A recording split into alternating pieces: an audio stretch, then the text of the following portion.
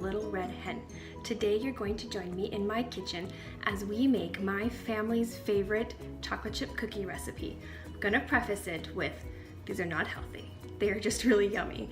And I will show you a little trick at the end of the video on how you can save money, save time, and have a special treat any time of the day. You will start by preheating your oven at 375. While that is preheating, you will mix together 2/3 of a cup of butter and 2/3 of a cup of shortening. You will cream those together. Once you have your shortening and your butter creamed together, you will then add 1 cup of white sugar and 1 cup of brown sugar. Once you have those blend together, you'll then add your 2 eggs and your 2 teaspoons of vanilla. And this is where I should add, you can either use a spoon to mix in your flour mixture into the wet mixture to keep your cookies from becoming tough, or you can switch to this paddle, which is what I usually do. You want to mix that just till it is all incorporated and everything is blended nicely together. Don't overmix it. Then you'll add your 1 bag of chocolate chips. Okay, now you're at a different angle, so hopefully you can see this. But I have the cookie dough all incorporated and mixed together.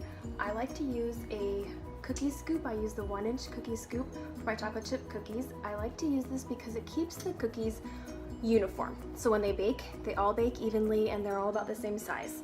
I also like to use my Pampered Chef cooking stone.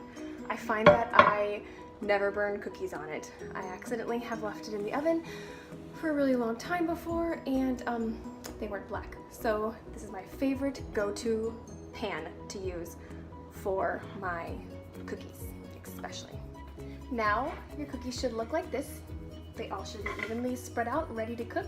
They just go in the oven for approximately 10 to 12 minutes. I always watch them. I usually don't time them or just only go by the timer. You can set a timer, but make sure you check them and make sure they're the right consistency.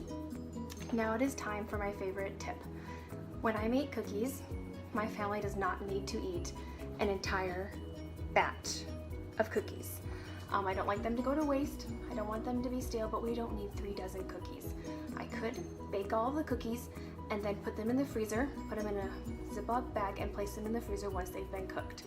But what I enjoy doing for my family is baking them fresh baked cookies. They like to eat them warm and gooey, or the kids are coming home from school. They enjoy eating a fresh cookie, or sometimes when Chad is out working in the yard or blowing snow, he comes in, he wants a snack, and it's nice to have fresh baked cookies. So what I do is line a pan with some wax paper. I take my cookie scoop and I will scoop cookies onto this pan.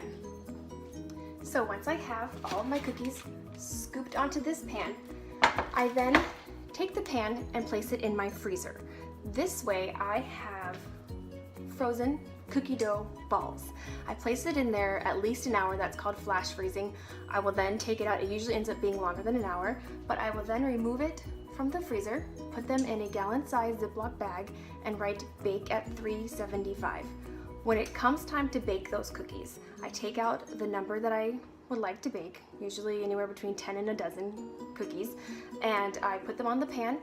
I preheat the oven. While the oven is preheating, they are thawing out. They don't have to be completely thawed before you bake them. You can still stick them in the oven, partially frozen. Usually you cook them then for about 12 to 15 minutes. But if we go to the grocery store and we buy just Pillsbury cookies or whatever brand cookies in the refrigerator section or the freezer section, it's no different than making your own, and you save money, you save time, and you know what ingredients are in there. They may not be healthy cookies, but they're still homemade cookies that you made for your family. When you need to give a last minute gift, I've done it when I had last minute guests over. I'm like, oh, I have cookies. So I'll run down in the freezer. I try to always have them in the freezer and available because they are a family favorite. Also, you can double this recipe and freeze even more cookies than just 1 batch. Well, I hope you enjoyed your tips from the Little Red Hen. Please subscribe Leave any comments below that you might have, and I hope you have a blessed day.